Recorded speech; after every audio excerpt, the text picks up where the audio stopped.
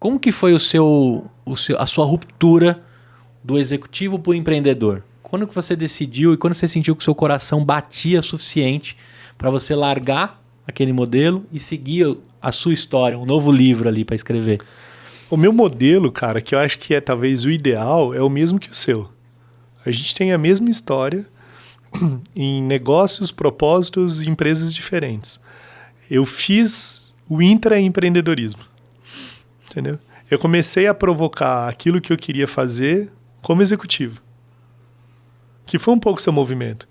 O Empreenda Cash nasce com você como executivo. Sim, sim. Depois você larga executivo. E tentei vender para a companhia que eu tava na época até. E tentou vender. Não, né? Ofereci, né? Isso, e tentou. Mas os caras foram super parceiros, sim, né? De você na sua época ali. Eu acho que tem a ver com o começo da minha fala. Assim, se você colocar o coração em tudo que você faz e você descobrir algo que seja genuíno para você, tenta trazer um pouco isso no paralelo enquanto você está tocando. A gente vive num país que é muito sofrido, cara. O abismo social desse país é gigantesco, né, cara? Eu fico pensando nas pessoas que estão ouvindo a gente, mais de 70% da população hoje tem alguma dívida, né? A gente, vive num perrengue, não é fácil, cara, a luta do brasileiro no dia a dia. Então é muito difícil mesmo. E uma cultura de escassez muito forte. A cultura de medo de perder, medo de não ter, medo de faltar. Para quem é um pai de família, ele fala, vou abrir mão de tudo para sonhar. Tenta conectar as duas coisas, sabe? Eu acho que se conseguir uma fase de transição, como foi comigo, e assim como foi com você, onde você consegue levar as duas coisas de alguma forma até você fazer, é isso mesmo, isso faz sentido. Porque eu seria meio irresponsável falar para você assim, você sonha, chuta o pau da barraca e como é. Não, cara, o Brasil não é um país fácil para empreender, o Brasil não é um país acolhedor, o Brasil não é um país que abraça a derrota, o fracasso. Até eu tava falando com vocês, falando, a galera adora a história do arquétipo do herói, né? O cara que tava falido, o cara vem aqui e conta, venci, eu não tinha nada, montei uma empresa de cachorro-quente, hoje eu vendo milhões e tal. A gente tem que aprender a valorizar o cara que ainda tá errado. Uhum. E até um convite que eu te faço, cara, pega empreendedores que não deram certo, que estão no perrengue, que eles estão errados, que tá no fracasso, que o cara tá endividado e que ele ainda não venceu. Porque a gente precisa ensinar para as pessoas que a gente precisa acolher esse cara nessa hora, porque acolher o cara depois que ele já virou é muito engraçado, porque eu fico ouvindo história de jornada de herói o tempo inteiro. E quem viveu a jornada do herói, isso é o mais impressionante, cara, que se você viveu a jornada do herói, quem viveu a jornada do herói não acolhe o cara que tá no mesmo momento que ele, há 3 anos atrás. Esse cara devia ser o cara que tem mais empatia. Tem uma frase de Aristóteles que eu amo, que ele fala do ato e a potência. Ele fala da semente e da árvore. Ato é a semente, potência é a árvore. Todo mundo é uma semente. Potencialmente somos árvore. A gente tende a valorizar o cara que já virou a árvore. A gente precisa valorizar e começar a olhar para a semente e já ver a árvore onde todo mundo só vê semente. Se você não tiver essa dimensão, cara, o game é esse. Sim. O cara tá no perrengue, tá dando tudo errado, ele não tem a jornada do herói pra contar ainda. É agora que a gente precisa ver esse cara como árvore. É agora que a gente precisa dizer pro cara, vai dar certo, cara, dá um passo a mais, eu tô aqui do seu lado, vem aqui, vamos caminhar junto, vai virar, vai dar. Entende? Então quando a gente fica... Por que eu tô contando isso em cima da sua pergunta? Porque tomar a decisão no nosso país que não acolhe o cara que tá no fracasso, que é difícil empreender, o cara abrir mão de uma provisão que ele tem ali. O cara tem uma provisão financeira que ele recebe todo mês para pagar as contas, para comer e tal. E o cara sair no vazio para poder conquistar é muito desafiador, cara.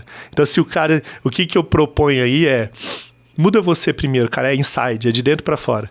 Começa a mudar de dentro para fora. Começa a ser um cara apaixonado. Começa a fazer as pessoas se apaixonarem pelo seu brilho no olho. Começa a ir trabalhar hoje no seu trabalho, não mais cansado porque você está sonhando em empreender e você fica ali, não vejo a hora de um dia acontecer alguma coisa para poder chutar o pau da barraca nesse emprego que eu odeio e eu começar a trabalhar lá. Eu conto a história de um amigo meu, Rafa é o nome dele. Rafa, ele era um garçom. Cara, ele era o melhor garçom que você podia conhecer, o Rafa. O melhor garçom que tinha. Rafa era incrível. Rafa, você ia lá, ele sabia seu nome, você voltava outro dia, ele falava, e aí, Gu, você vai querer pedir a mesma coisa e tal? Rafa era incrível. Incrivelmente humano, cara generoso, um garçom como pouco. Rafa, ele queria a vida inteira ser garçom, não. Mas ali, como garçom, ele decidiu ser a melhor versão de quem ele era. Um dia, Rafa atendendo alguém.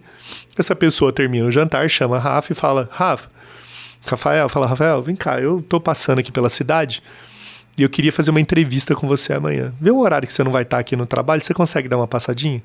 Quando o Rafael olha o cartão, esse cara que deu o cartão para ele era o presidente da Renault. Ele vai, o presidente da Renault fica encantado com o cara, contrata ele começa como vendedor de carro, lá vai crescendo. Rafa vira diretor global da Renault. O que é mais interessante nessa história, eu fiquei 15 anos sem ver Rafa. Em 2019 eu tô em Lyon, na França, porque o Welcome Tomorrow foi vendido para um grupo francês. Tô lá fazendo a transição, fiquei 3 anos com eles e tal. Tô lá nesse grupo em Lyon, vejo uma diretora da Renault, lembro de Rafa, chamo ela e falo, olha, tem um amigo meu que trabalha na não sei que área, nem sei direito, eu sei que ele tá lá na Renault e tal. Você conhece Rafa? Quem ela descreve? O garçom. Ela fala, Rafa? Quem não conhece Rafa?